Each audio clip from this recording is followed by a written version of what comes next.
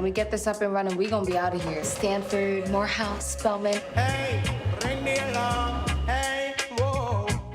This is something Einstein spent his entire life trying to do. We proved that time travel into the past is possible. If we just give it some time.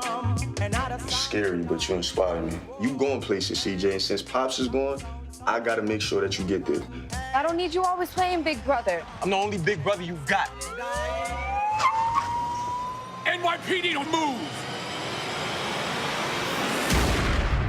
Calvin Walker, a 19-year-old black teen, was allegedly shot and killed by an NYPD officer. Walker was armed with nothing but a cell phone. I'm so sorry about all of this. If I could go back and fix it, I would.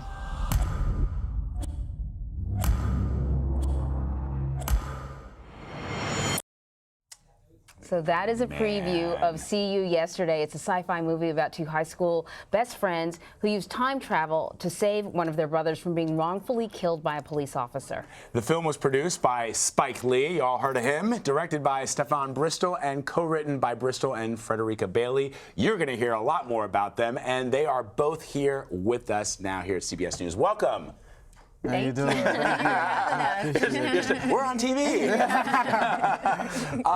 So this is, first of all, what I love about this film, it's premiering on Netflix, is that you combine the nerd factor of time travel and science fiction and really smart kids using technology to go back and fix something that is all too real in the world that we live in today, which is a young black man killed by a police officer, wrongfully so. And you know, often when you have these sort of young adult genres, they like to keep it light. That's right. You're tackling some heavy stuff. Yeah, I didn't want to keep it light. It was a problem I know is still it's happening. I mean, I understand that the issue and the issue of it is going down a little bit in the media, and I want to keep it up. And we just the other day we seen more images of police brutality on screen. A young man got his face slammed on the pavement. Two couple in the car, they got shot up by police officers, and I knew it was going to continue to happen. So, but was there a part of you that thought, okay, sci-fi is like escapism, right? Yeah.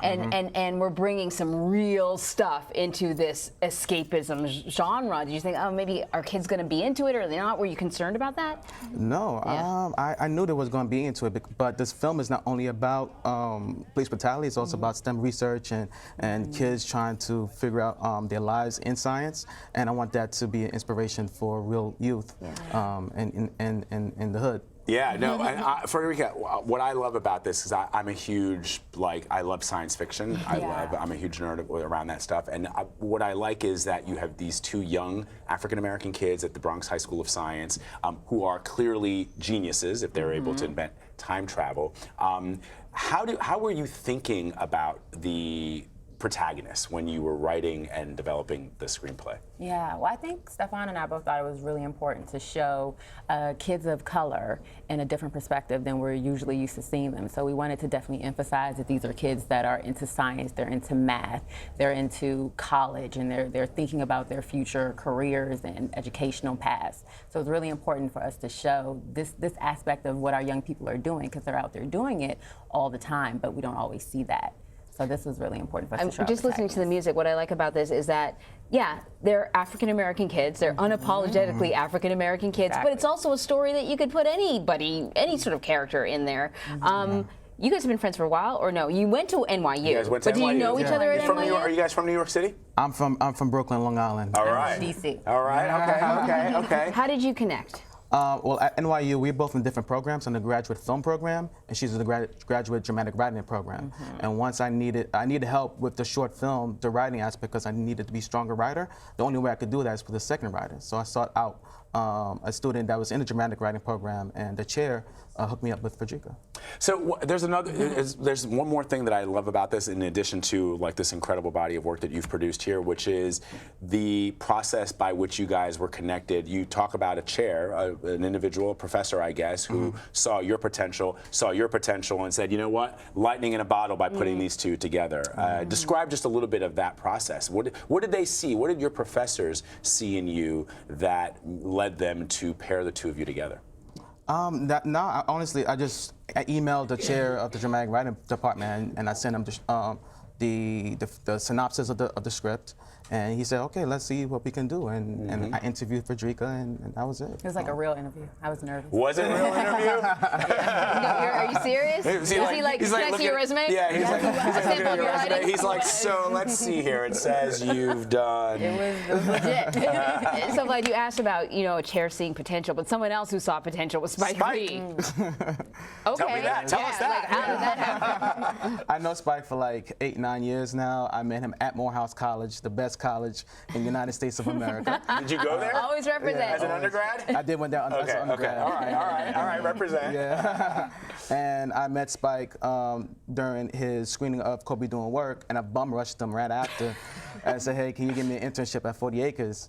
And he said, sure, here's my email, send me your resume. And I haven't heard nothing back from him. See, I was going to say, wait, no, there's one of the story. Never heard nothing. Okay, continue. Never heard anything. This is a good story. And then the next semester, I saw him again at another screening. I said, Spike, this is my second time asking, let me get an internship. Here's my email, send me your resume. Still haven't heard anything. And then the last time I saw him, I was with the dean's office trying to start a film program at Morehouse, because at that time we didn't have a film program. And I bum rushed him afterwards. I said, Spike, I want an internship at 40 Acres. So wait, on the third time, is he like, you kind of look familiar? Like, did he recognize you? No, I don't think he recognized me. Even then. But I told him it's my third time. He said, oh, really? He said, yeah. Well, here's my email, send me your resume. I was like, oh, God. And then, but a week later, I got an internship. Wow. That's incredible. Because he's not really, Spike's come here often. He's at CBS, he's a friend of CBS News. And, even when I see him and I'm on the air with him, he's always like sort of, keeps everybody at a distance. And so it's just remarkable that you were so persistent that you were finally able to nail it. I want to ask you about something that is also kind of interesting, the names of the characters. Oh, yeah, C.J. Walker. Yes. I think we know who C.J. Walker is, but why don't you tell our audience who C.J. Walker is? C.J.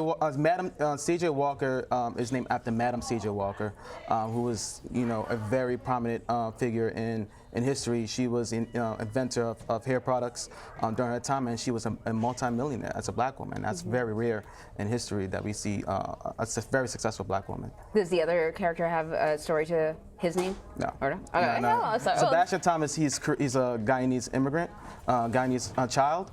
So I said, that's a very Guyanese name. So I just both of our parents are from the Caribbean, so we appreciate that. Well, Dominica, Haiti. Dominica and Jamaica. Dominica and Jamaica. You gotta get it right. Dominican people be talking Spanish to me, and I don't know what they're saying. It's Dominica. So listen, this is like a great way to sort of kick off your career. But do you have? Is there anything else in the works? Tell me about what's going on. Yes, tell after me. this. Tell us. Well, we're looking to collaborate again. We're working on a few ideas, trying to get some things up and going. He's got a smile, a knowing smile. We got some things coming. I feel like we're a good team, so we definitely want to continue to work together. has amazing scripts in the works. Really? So, here's the thing. What I love, again, about this, not only about this story that you guys have produced, but the connection to Spike Lee, I've seen him give interviews where he talked about when he was making Malcolm X and he was running out of money and he reached out to people in the community and they wrote checks. Some were large checks, some were small checks, and he was able to get it across the finish line because people were looking out for him and people wanted to see this project on the screen. And he's sort of paying it forward by doing that with, cultivating young talent.